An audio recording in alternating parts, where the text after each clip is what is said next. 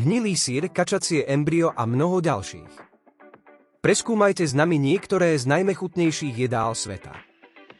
Možno vás inšpirujeme na ochutnanie jednej z tzv. Lahôdok, ktoré majú vo svojich krajinách bohatú históriu.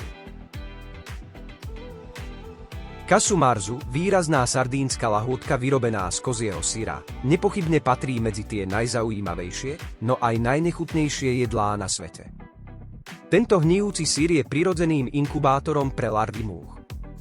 Akoby svojská chuť a najmä vôňa pekorina nebola už postačujúca.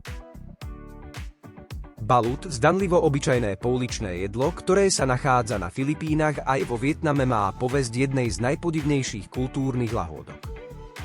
Balut pozostáva z oplodnených kačacích vajíčok, ktoré prechádzajú inkubáciou po určitú dobu, zvyčajne niekoľko týždňov. Keď sa škrupina odlúpne, čím sa odhalí obvyklé vnútro vajíčka uvareného na mäkko, narazíme aj na telo plodu kačice doplnené o malé kosti, perie, zobák a ďalšie znaky, ktoré sa môžu od vajíčka k vajíčku líšiť. Ovčia hlava je tradičnou pochúťkou podávanou v mnohých svetových regiónoch vrátane Stredomoria a Severnej Európy. Nájdete tu údené verzie a recepty na polievku z ovčej hlavy, zvyčajne prezentovanú celú a neporušenú, niekedy s mozgom, no často aj bez, keďže to môže byť rizikové na konzumáciu. Osobitnou pochúťkou sú očné buľvy a jazyk. Okrem jedál nájdeme v našom zozname aj jeden nápoj, ktorý sa nazýva gomutra. Ide o kravský moč z Indie. Pitie gomutry sa praktizuje už tisíce rokov a zvyčajne kvôli terapeutickým účelom, čo vychádza z ajurvédskej medicíny.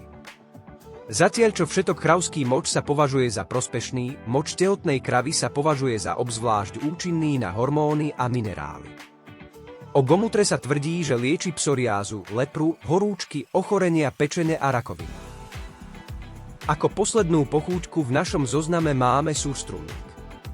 Ide o seleď z Baltského mora, ktorý sa chytá na jar a 6 mesiacov fermentuje v slanom náleve a pokračuje v kvasení v konzerve. Surströmming je jedným z najhoršie zapáchajúcich potravín na svete, pričom prekonáva ostatné fermentované ryby, ako sú kórejské honghou a japonská kusaja. Táto švédska pochúťka sa konzumuje s chlebom, zemiakmi a cibuľou. Zapíja sa štedrým množstvom pálenky. Kvôli silnému zápachu sa surströmming bežne konzumuje vonku. Týmto ukončujeme dnešnú kulinársku cestu po najzaujímavejších svetových a povedzme si úprimne žalúdku dvíhajúcich lahôdok. Dostali sme sa od červami zamoreného syra až po nechutne zapáchajúce ryby. Ďakujeme, že ste nás dnes sledovali a dúfame, že ste sa naučili niečo nové. Veľmi by nás potešil váš like a prihlásenie sa na odber videí, aby ste nezmeškali nič dôležité.